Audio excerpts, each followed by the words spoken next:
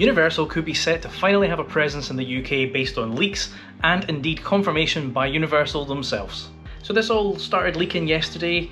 Channel Theme Park Stop, they put out a video where they had done extensive work and found a load of evidence that pointed to Universal bringing a theme park to the UK at long last. There was findings of domain registration, so Universal Great Britain, I think, .co.uk was one of them. There are a few, they're all tied to Universal. But the key one here is that they acquired, or Comcast, the parent company, acquired a construction company. As part of that deal, they've now acquired 240 acres of land in Bedford. If you look through Comcast's financial reports for last year, you'll see that they have said that they are investing $271 million in park acquisitions.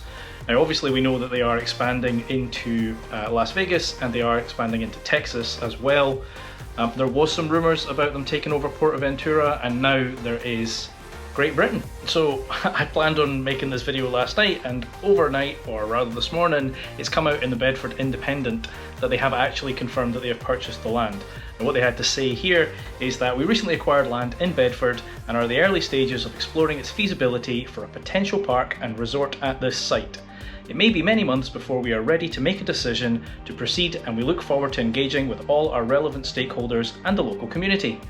Now, rumours have this potentially earmarked for a 2030 opening. Obviously, as they've just stated there, they have confirmed they've purchased the land. That does not directly mean that they will go ahead with this. You know, there are still many hurdles potentially. This is the third time that Universal has tried to come to the UK. In the late 80s, their parent company at the time, MCA, they purchased or put in a proposal for a Universal London. Didn't happen. Universal were then obviously associated with the now failed London Resort. They were initially part of that, they pulled out, and so by the looks of it is everybody else, and the whole thing has fallen apart. So this is the third attempt at Universal to come to the UK. It does seem the most promising though, like they are being vocal about it. They obviously have the domains, they do physically own some land here. If you look at it, a map of the world and all the current locations for Universal Studios, it's kind of spread. There's a lot of stuff in America, and then there's a lot of stuff over in Asia.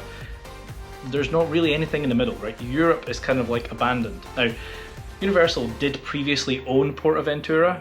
It was Universal Mediterranean. They don't currently, although rumours are they may be interested in taking it back. So there is definitely some need for Universal presence in Europe, and it would be great to see if they do come to the UK. And to get a sense of scale here, I've kind of looked at how big their existing theme park offerings are, as well as some of the parks we already have in the UK. If you look, Universal Horror Unleashed in Las Vegas, which obviously doesn't exist yet, is the smallest of all of them. It's a mere 2.5 acres. Then Universal Singapore is 49 acres. Universal Kids Resort that is planned for Texas is 100 acres. Universal Studios Japan and Universal Beijing Resort are both 130 acres. Theoretically, this UK one could be 240.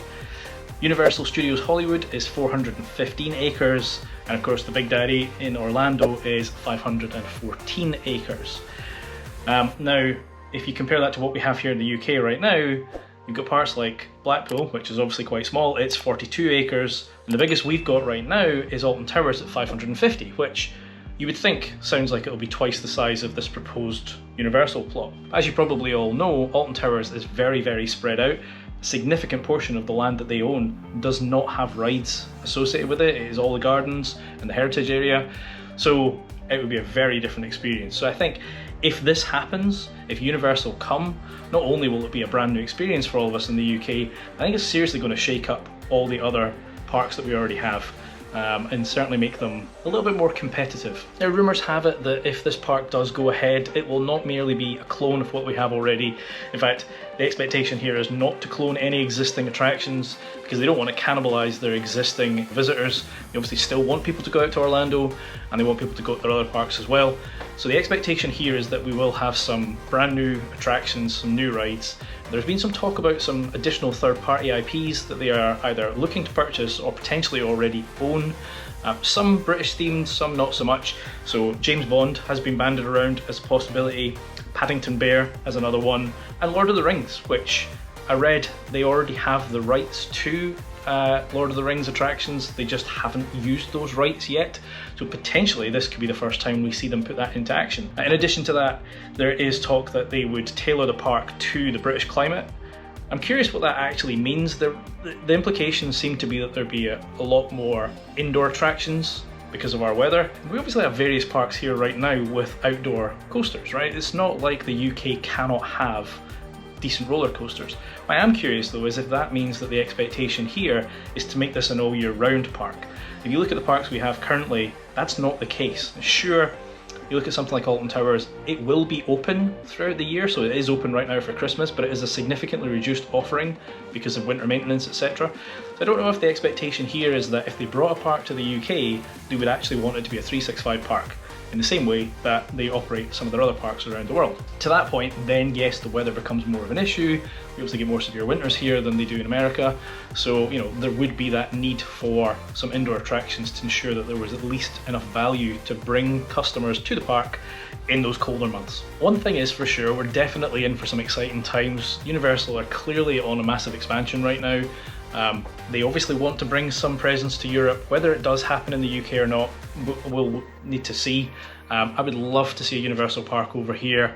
The ones that I've visited are fantastic, and to have one of those on my doorstep, as it were, would just be amazing. And I think, as I said already, it would significantly give some competition to the rest of the industry, which should just be great for all involved. I'd love to hear down below what you think of this. Do you think that this is actually going to happen? Do you think this is just more kind of wishful thinking? There's obviously some evidence here, but this isn't the first attempt that they've made to get to the UK. So do you think it's actually going to happen? I'd love to hear. Hit that like button, hit subscribe, and if you want to hear about the potential of them being in Spain, check that video out there. Adios.